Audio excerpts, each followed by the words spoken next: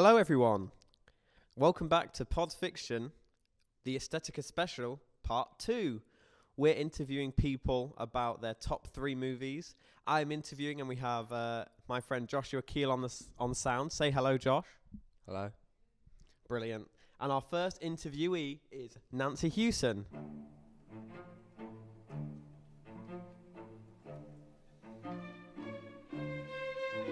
So Nancy, what did you think? I thought that Aesthetica was just amazing. Like, this is the second year I've been. The first year I went to go see animation, and all of those were just so diverse and different and cool. And then this year I went to go see Drama 13, which was different, to say the least. Now, can you go through your top 3 Drama 13 films with us?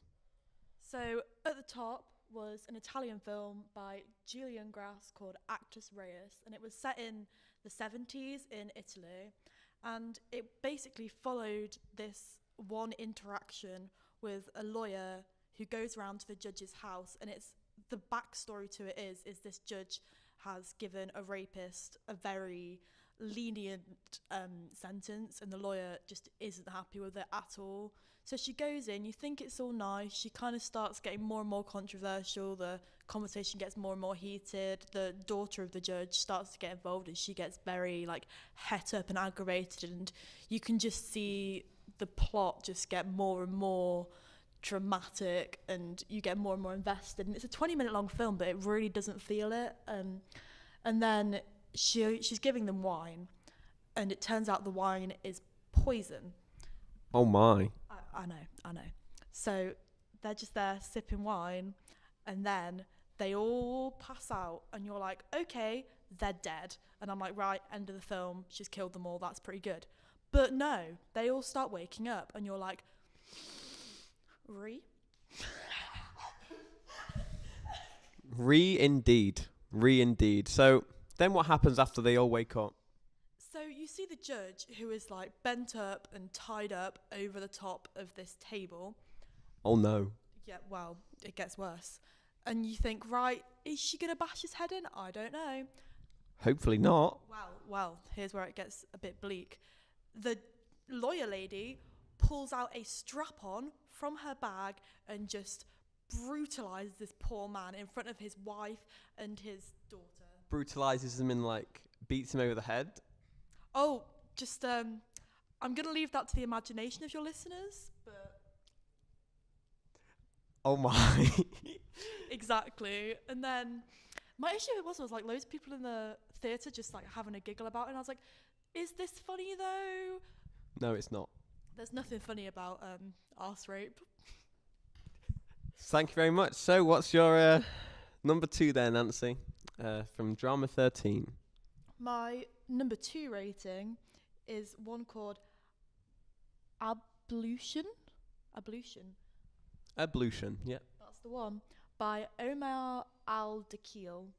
And it's about the bond between a disabled Muslim father and his son, and it's about the controversies of trying to be a modern, living in a modern society, but trying to tie that in with religion, because the son of this disabled man is gay, and he's going with his, I don't know if we're meant to be his boyfriend or not, but with this male lover, they smoke weed together, they kiss and everything, and then he's got to go back to his home and pretend to be a straight man. And that's, the whole documentary was so hard-hitting because it's so realistic. You realise that this really is the life for a lot of people, and the characterisation of it was amazing. In 15 minutes, you got a really deep insight into this young Muslim man's life, and the ending of it was insane because basically the disabled father sees his son kissing another man, which obviously in the Islam religion is just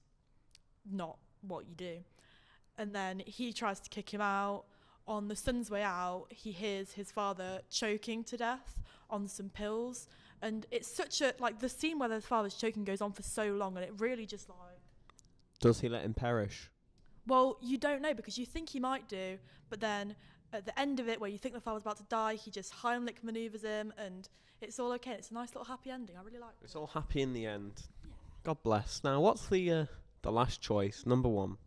So this was one that I sort of went to the drama showing for because I looked at the little leaflet thing and I was like, this one looks like the one. And it's called Locked In and it's by Nadira Murray and Pavel Shapan. And it's about some asylum seekers who fled after torture in their country. I want to say it was Uzbekistan or somewhere like that. But it was like somewhere Middle East. It did tell you. And it was just showing them being detained in the UK by the state. And it was so intense and it was shot so claustrophobically and like it really made you feel like you were trapped with them and you were going through this horrific experience with them and you saw them getting tortured and you saw like their backstories and it made you feel so sorry for them and it was just they used a lot of like on-screen graphics to show people writing down in this little Bible or Quran what their experience of being in this place was and it all like showed up on the walls and it just looked amazing. I really enjoyed it. And now we're moving over to our second interviewee, Corey Allen, who went to go see the fashion films.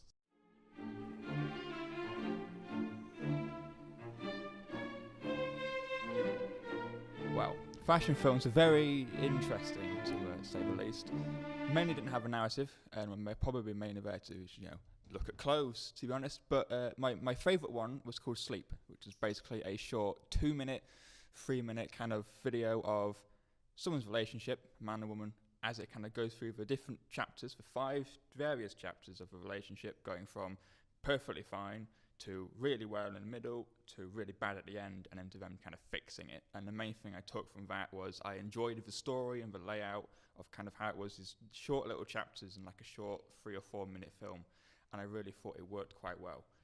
How did they incorporate the clothing, the costume into the actual story itself?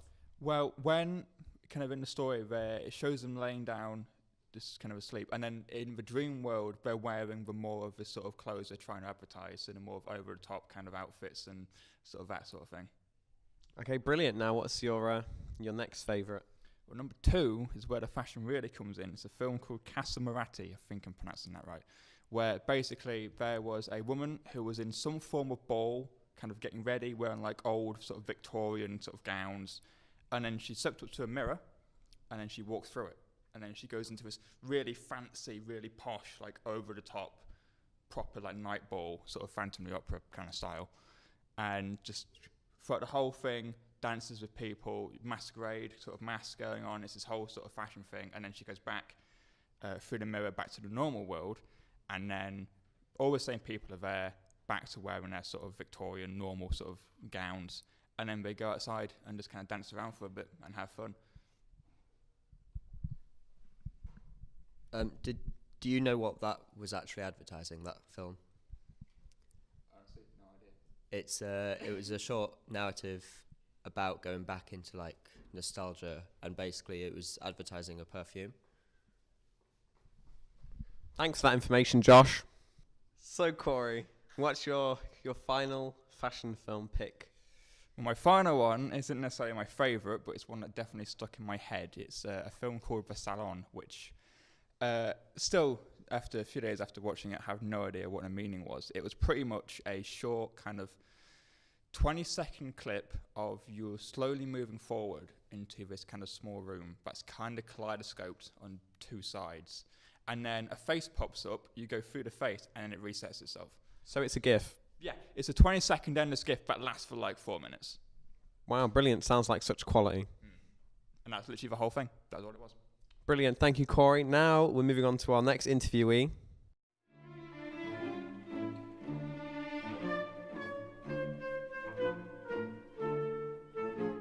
So, Jack, I hear you've also been watching some fashion movies. So, what was your top 3?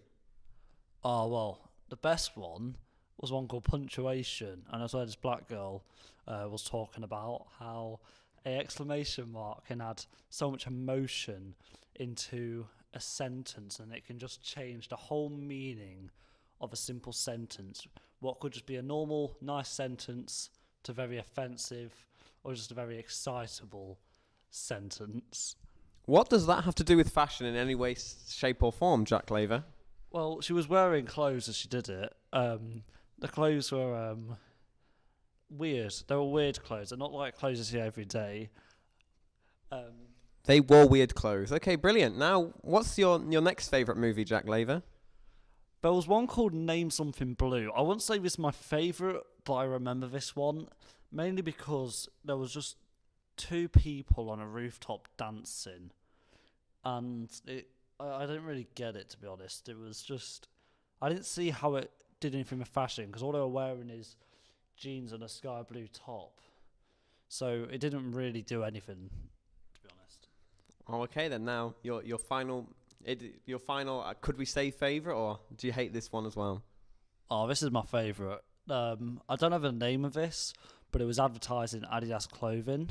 It started off with someone getting their hair cut, talking in some foreign language, and then they started taking shots of people in Adidas running through streets, and it just looked cool, to be honest. The name of this one's called C41 Magazine X Adidas Originals Prefer or something. It's basically just an advertisement, isn't it? Yeah, it's pretty much an advert. So there we go. That's the wrapping up for our Aesthetica Part 2 Podfiction special. Well, thank you very much for all of our interviewees, Nancy Hewson, Corey Allen, Jack Laver. Thank you for Joshua Keel for providing the facts and the audio. Thank you to all of our tutors for just making Aesthetica possible. We'll see you next time where we'll be reviewing Kids.